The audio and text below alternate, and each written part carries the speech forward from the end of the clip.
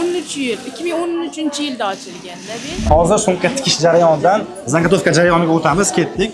Savollarimizni berib olamiz. Bu yerda, ya'ni Adam Tekstilda necha yildan beri ishlaysiz? 6 yildan beri. Hamma qadrdon eski xodimlar ekan, hech kim hali 6 yildan past aytgani yo'q. 13 yil, 2013-yilda ochilganda bu.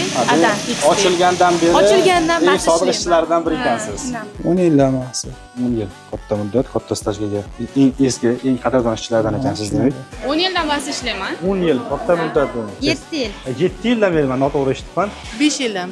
5 yil. 9 yildan beri. Yo'q, qoyil 9 yil. 11 yildan beri ish faoliyatimni. 11 yil katta muddat. 11 yil. 8 yil, 9 yil qoyil.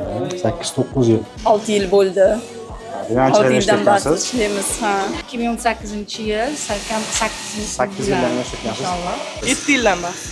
Bu yerda o'zi yangi ishchi deyarli yo'q ekan. Hamma 5 yil, 7 yil, 8 yil, 13 yil deganlari ham bo'ldi hozir. Mana suhbatimiz, savol-javobimiz tugadi. E'tibor bergan bo'lsalaring, bu yerdagi ishchi xodimlar 5 yil, 7 yil, 9 yil, hattoki 13 yil davomida bir joyda ishlab kelishyapti. Men nima demoqchiman? Bir joyda bunaqangi ko'p muddat davomida ishlash hammaga ham emas.